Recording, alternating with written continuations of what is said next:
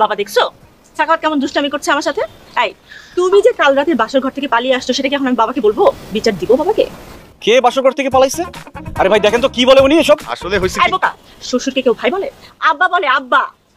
দেখো সাখাওয়াত, তুমি আমার সাথে যতই দুষ্টামি করো না কেন, কিন্তু তুমি নিজের শ্বশুরকে এভাবে ভাই ডাকবা, এটা কিন্তু খুব খারাপ, এটা অন্যায়। সরি বলো। আচ্ছা ঠিক আছে বোন, আপনার মনে হয় কোথাও ভুল হচ্ছে। আমার নাম মির্জা সাখাওয়াত না। মির্জা সাখাওয়াত নামের আমি কাউকে চিনি না। আমার নাম রাসেল মিয়া। আর তোমাকে আমি কোথাও পালাতে দিব না বাবা। আমাদের বাসর ঘরের ব্যবস্থা এখন এখানেই করবা। আর তোমার জামাইকে জিজ্ঞেস করো তার কোন ফুল পছন্দ। তা বাবা, তোমার কোন ফুল পছন্দ? হ্যাঁ, হাসনা হেনা, গোলাপ, গাঁদা না রজনীগন্ধা? মিয়া ফাজলামি শুরু করছেন। আপনারা পাগল হয়েছেন নাকি আমাকে পাগল পাইছেন? যান এখান থেকে। এই তুমি তোমার শ্বশুর আব্বার সাথে বেয়াদবি করতেছো, তোমার সাহস তো কম না? কোত্থেকে শ্বশুর? আমার ভান্ডারি বুলেট দিয়া কাম সারি, নো নরম চরণ, এখানেই হবে তোর বাসর। বল তোর কোন ফুল পছন্দ, বল। গাঁদা না গোলাপ?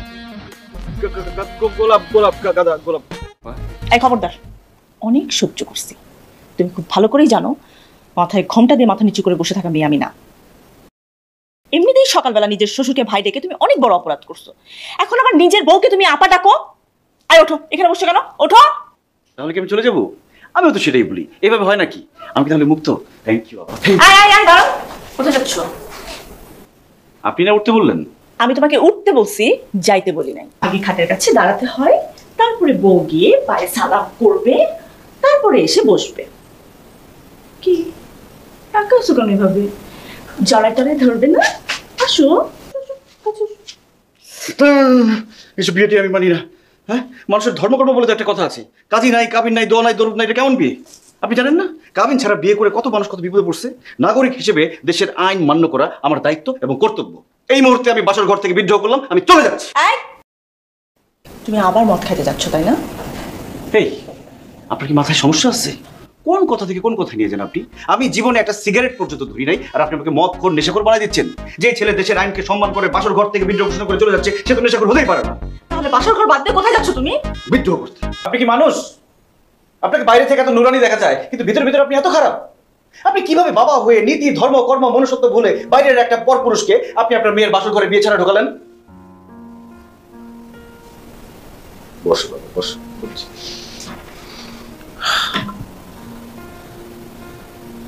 আমি মানুষ, আমার সাথে বাবাও।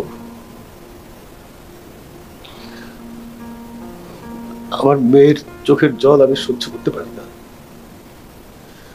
আজকে প্রায় 3 মাস পরে তোমাকে দেখে ওর মুখে কথা ফুটেছে, হাসি ফুটেছে। মেয়ের মুখের এই সামান্য হাসিটা বাবার কাছে যে কতখানি, সেটা আমি তোমাকে কিভাবে বোঝাবো? আপনাদের বাবা মেয়ের এই একই স্বভাব, কোন কথা থেকে কোন কথায় চলে যান কিছুই বুঝি না। আজ থেকে প্রায় 3 মাস আগে রিমুর বিয়ে হয় মির্জা সাখাওয়াত নামের ছেলের সঙ্গে। বাসর রাতে ছেলেটা বন্ধুদের সাথে খুব হইচই করে। এক পর্যায়ে প্রচুর পরিমাণে মদ খেয়ে বাসর ঘরেই বমি করতে শুরু করে। রক্ত বমি করতে করতে ছেলেটা মারা যায়। ওই লাশ দেখার পর থেকে আমার মেয়ে একেবারে স্তব্ধ হয়ে যায়। আজকে অনেক কষ্টে বুঝিয়ে শুনিয়ে তাকে আমার সঙ্গে হাঁটতে নিয়ে গিয়েছিলাম। আমার মেয়েটা ভেবেছে তুমি মির্জা সাখাওয়াত। শোনো,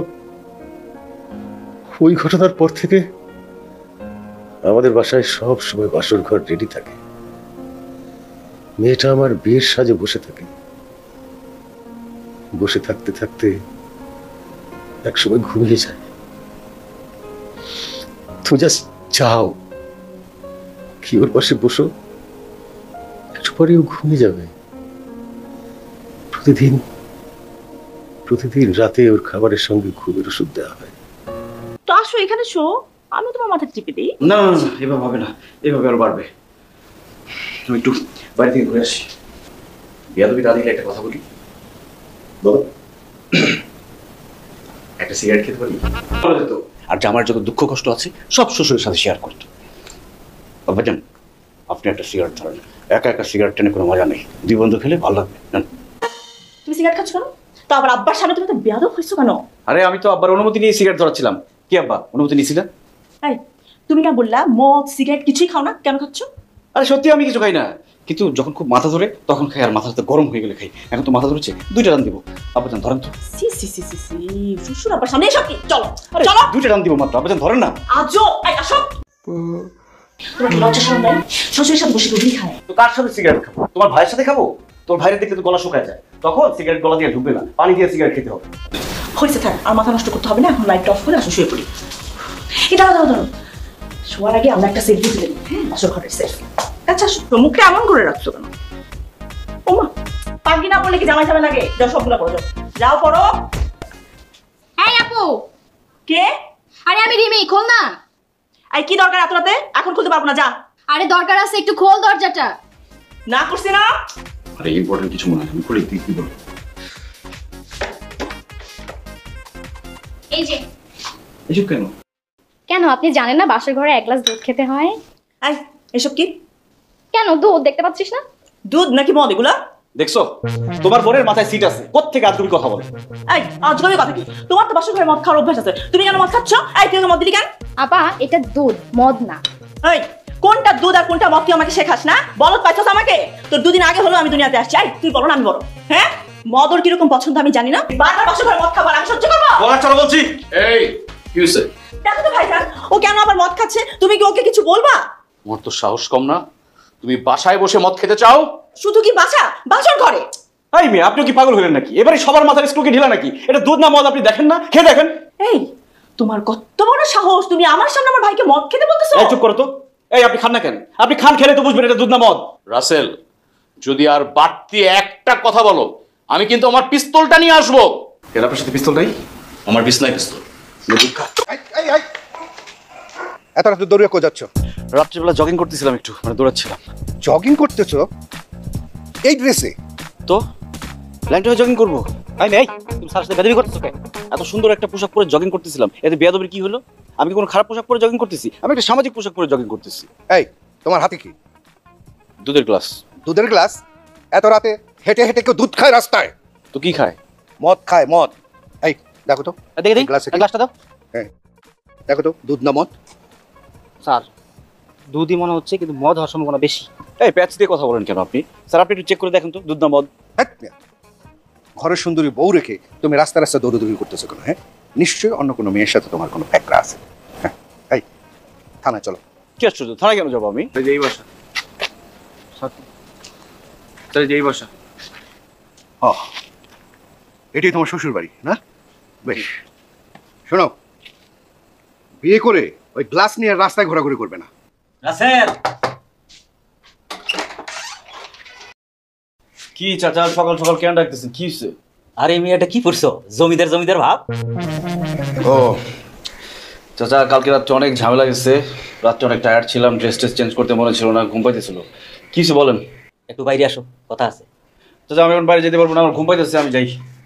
আরে আসো বাইরে, একটু এসির মধ্যে ঘুমের ব্যবস্থা করতেছি, আসো। আপনার রুমে করতেছেন, তালা মারতেছেন কেন? আরে তালা খুলেন। আর একটা কথাও না, 3 মাসের ভাড়া 24,000 টাকা বাকি। টাকা ম্যানেজ করে যদি আসতে পারো আসবা, নাহলে আমার বাসা ভাড়া দেওয়ারও দরকার নাই, আর তোমারও আসার দরকার নাই। আরে চাচা আমি কি বলছি নাকি ভাড়া দিব না? আপনাকে কালকে পরশুর মধ্যে আমি টাকা দিয়ে দিব, আপনি তালা খুলেন। না না না না, আমি আর একটা কথাও শুনবো না। আচ্ছা ঠিক আছে, আমার জিনিসপত্র আমি নিয়ে চলে যাই, আপনার বাসা লাগবে না। খুলেন, তালা খুলেন। একটা সুতাও নিতে দিব না।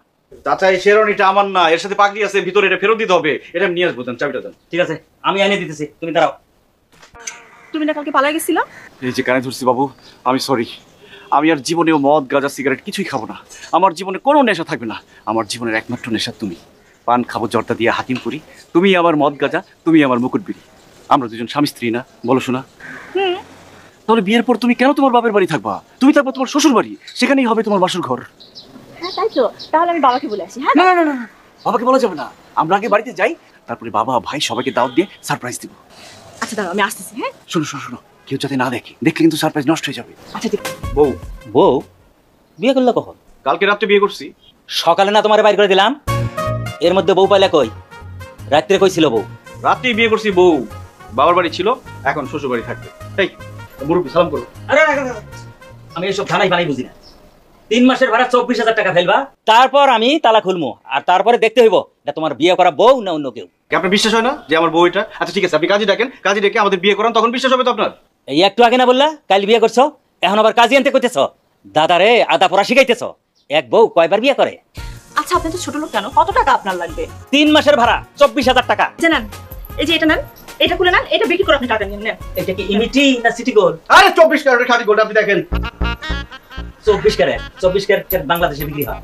আপনি কি বলছেন? এটা বাংলাদেশের সোনা, এটা বিদেশি সোনা, দেখেন। ভাড়া দিবের মুরদ হয় না, 24,000 টাকা বাকি, আবার বিদেশি সোনা। বিশ্বাস হয় না? আপনি লোক নিয়ে আসেন, লোক নিয়ে এসে টেস্ট করে দেখেন যে এটা আসল সোনা নাকি নকল সোনা। এখন আমাদের ঢুকতে দেন। ঠিক আছে, এখন আমি গেট খুলে দিতেছি, এরপর আমি স্বর্ণকার আনতেছি আর কাজীও নিয়ে আসতেছি, তারপর ব্যবস্থা হইব। আর লোকজন না আসা পর্যন্ত এই দরজা তুমি খোলাই রাখবা, দরজা কিন্তু বন্ধ দিতে পারবা না, বুঝছো? তালাটা খোলেন আপনি। আমি খুঁজতেছি তো।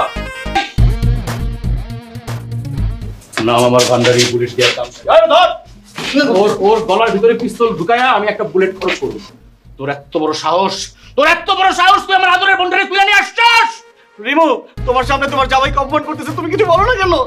ভাইয়া ভাইয়া ভাইয়া শোনো, আমি তো পালায় আসিনি, আমি আমার শ্বশুর বাড়িতে এসেছি, তোমাদেরকে দাওয়াত দিলে তারপরে তোমরা এসো। তুমি আমার আদরের বোন, এরকম এক কাপড়ে শ্বশুরবাড়ি যাবা? শ্বশুরবাড়ির লোকজন কি বলবে? যে এ মেয়ে ফকিনি ঘরের মেয়ে, এর কিচ্ছু নাই। না, এটা আমি হতে দেবো না। এখন আমি জামাই নিয়ে বাজারে যাবো, দুপুরে আমরা একসাথে খাওয়া দাওয়া করবো, তারপর বিকালবেলায় তুমি সাজগুজ করবা, শাড়ি পরবা, গহনা পরবা, তারপরে রানীর বেশি শ্বশুরবাড়ি যাবা, ঠিক আছে? আয় ওরা নিয়ে যাবো বাসা নিয়ে, আমি জামাই এসে যাচ্ছি। ভাইয়া রিমু, রিমু, এই ছেলে, তুমি সে কালকের ছেলেটা না? জি। যে কালকে মদের গ্লাস নিয়ে হাঁটতেছিলে, আজকে আবার একটা মেয়ে মানুষ নিয়ে হাঁটতেছো। এই এখন কয়টা বাজে? স্যার আমার কাছে তো ঘড়ি নাই। 1টা বাজে, 1টা। আর তুমি এই সময় মেয়ে মানুষ নিয়ে ঘুরতেছো? স্যার এটা একটা মেয়ে কিনা, ও আমার বউ, কালকে আমরা বিয়ে করেছি। আর কালকে আমি মদের গ্লাস নিয়ে ঘুরছিলাম না, সেটা দুধের গ্লাস ছিল। আপনি তো আমাকে জোর করে আমার শ্বশুরবাড়ির সামনে দিয়ে আসলেন যে যাও বাসর করো, কিন্তু লাভ হলো কোনো? আমি তো ঢুকতেই পারলাম না। সারা রাত আমার শ্বশুর আমার সম্বন্ধী আমাকে গেটের বাইরে দাঁড় করে রাখছে। যখন সকালবেলা আমি দেখলাম যে না, এভাবে থাকলে তো আমি বাসর করতে পারবো না, আমি আর আমার বউ তখন পালিয়ে চলে যাই আমার বাসায়। সেখানে গিয়েও শান্তি নেই। আপনি জানেন কি করেছে? আমার সম্বন্ধী, মোটা একটা সম্বন্ধী, সে আমার বাড়িতে গিয়ে আমার বাড়িওয়ালাকে মারধর করেছে, আমাকে মারধর করেছে, সব ভাঙচুর করেছে। সেখানে 3 হলো বিয়ে করেছি, কিন্তু এখন পর্যন্ত আমরা দুজন বাসর করতে পারলাম না। আচ্ছা স্যার, আপনি কি আমাদের বাসর করার ব্যাপারে কোনো হেল্প করতে পারবেন? ধ্যাৎ মিয়া, সরকার আমাকে বেতন দিয়ে রেখেছে কি তোমার ওই বাসরঘর পাহারা দেওয়ার জন্য? আপনি বাসর ঘরকে এতটা তুচ্ছ করলেন স্যার? একটা পুরুষ মানুষের জীবনে বিয়ে করাটা যতটা না জরুরি, তার থেকে বেশি জরুরি বাসর করা। 2 দিন হলো বিয়ে করেছি, কিন্তু এখন পর্যন্ত বাসর করতে পারলাম না। এটা আমার জীবনের একটা কলঙ্ক স্যার, আপনি আমাকে এই কলঙ্কের হাত থেকে বাঁচান। দেখো, আর একটা উল্টাপাল্টা কথা বলবে, আমি তোমাকে থানায় নিয়ে বন্দি করে রাখবো। বিয়ে জিনিসটা ছেলে মেয়ে উভয়ের ক্ষেত্রে একটা গুরুত্বপূর্ণ অধ্যায়। মানুষ যেমন প্রথম জন্মগ্রহণ করে, নতুন জীবন পায়, বিয়ের মধ্য দিয়েও ছেলেমেয়েরা সেরকম একটা নতুন জীবন পায়। সেই বিয়েটা যেহেতু হয়েই গেছে, আমি অবশ্য একটা জিনিস খেয়াল করেছি, সেটার মধ্যে একটু পাগলামি আছে ঠিক, কিন্তু বউকে কিন্তু খুব সে ভালোবাসে। জামাইকে মেনে নেন, ভুল ত্রুটি তো মানুষই করে। কি বলেন ওসি সাহেব এগুলা? যার সাথে বিয়েই হলো না সে জামাই হলো কিভাবে? এইটা কি বলেন? আরে বিয়ে না হলে কি একটা ছেলে এসে বলে এটা আমার শ্বশুর বাড়ি, এটা আমার বউ? এমন কি কখনো হয়? শুনেছেন কখনো? কাকা, জামাই হিসেবে ছেলেটাকে মেনে নিন। আমি খুব স্পষ্টভাবে আপনাকে বলতেছি, তার সাথে আমার মেয়ের বিয়ে হয় নাই। ঠিক আছে, তাকে কাবিননামা দেখাইতে বলেন, অথবা যে কাজী তাকে বিয়ে পড়াইছে তাকে নিয়ে আসতে বলেন। এই রাশেদ সাহেব, আপনার শ্বশুর আব্বা এগুলো কি বলছে? স্যার সব ষড়যন্ত্র, সব ওনাদের সাজানো লোক ছিল। এই যে আমার শালী, এই মোবাইল দাও, এই যে ওর মোবাইলের ছবি আছে দেখেন, এই যে গায়ের মধ্যে ছবি দেখেন, আরো আছে, আমি আরো প্রমাণ দিয়ে এসেছি, দাঁড়ান দেখেন। এই মেয়ে মানুষের একান্ত ব্যক্তিগত নিজস্ব পার্সোনাল জিনিস তুই কেন ধরছস? দেখছেন স্যার, দেখছেন আপনার সামনে কিভাবে ছেড়ে দিচ্ছে। উনি হচ্ছে সব থেকে বেশি ভয় দেখাইছে আমাকে, ওনার কাছে পিস্তল আছে, পিস্তল দিয়ে খালি গুলি করার ভয় দেখায়। কি আমার থানায় ওপেন সন্ত্রাসী? এই চেক করো ওকে। আচ্ছা স্যার, এই জি জি জি স্যার, এটা পিস্তল না স্যার। কি এটা পিস্তল না, এটাকে দাঁত মাজা ব্রাশ। একটা চক্র, একটা চক্র। ওসি সাহেব, বিশ্বাস করেন আমি বলতেছি এইটা আসল পিস্তল না। ওরে দেখতে শুনতে অনেক বড় হইলে হবে কি, ও আসলে একেবারে ছোট মানুষের মতন। ওর খেলার জন্য আমি খেলনা পিস্তল কিনে দিছি, আসল পিস্তল না এটা। সত্যি বলছেন? জি সত্যি বল। জামাই হলো গিয়ে ছেলের মতো, বুঝছেন? আরেকটা কথা, ওনার আপ্যায়নে যদি কোনো রকম ত্রুটি হয় তাহলে কিন্তু আমি আপনার এই সন্ত্রাসী ছেলেকে ধরে নিয়ে আসি। আসসালামু আলাইকুম। আপনি জানো মাথাটা কি বেশি ধরছে? একটা ধরে দিন, দুটো টান দেন। তুমি কিন্তু বেশি বাড়াবাড়ি করতেছো। দেখেন আব্বাজান, আমি কিন্তু বিয়ে করার জন্য রাজি ছিলাম না। আপনারা আমাকে জোর করে বাসর ঘরে ঢুকেছেন। এখন আমি সুস্থ মস্তিষ্কে সজ্ঞানে বিয়ে করার জন্য রাজি আছি। আমাকে দেখে যদি আপনার মেয়ের স্বামীর মতো মনে হয়, আর আপনার মেয়ে যদি আমাকে বিয়ে করে সুখে থাকে, তাহলে আপনার তো কোনো সমস্যা থাকার কথা না। আপনি আপনার মেয়েকে ভালোবাসেন, আমিও বিয়ে করে ওকে ভালোবাসবো, ওকে সুখে রাখবো। কিন্তু তোমার সম্পর্কে তো আমরা কিছুই জানি না। কোনো সমস্যা নেই আব্বাজান, এখন গুগল করলে সব কিছু জানা যায়। আপনি শুধু বিয়ের ব্যবস্থা করেন। তোমার পক্ষ থেকে তো একদম লাগবেই। সেটাও কোনো সমস্যা না আব্বাজান। আমি ঢাকা শহরে যার ছত্রছায়ায় থাকি, উনি চলে আসবেন, আমার বাড়িওয়ালা। কথা বলো। হ্যালো কাকা। খবরদার, তুমি আর আমার লোকে যোগাযোগ রাখবা না। এই মহল্লার লোকজন না থাকলে তো আমারে মারিয়ে ফেলতো ওরা। কাকা আপনার অসংখ্য ধন্যবাদ, আপনি একদম আমার বাপের কাজ করছেন। আমিও তোমার ছেলে হিসেবে মানি, বাবা হিসেবে তোমার একটা অনুরোধ করি, তুমি আর আমার এখানে আইসো না।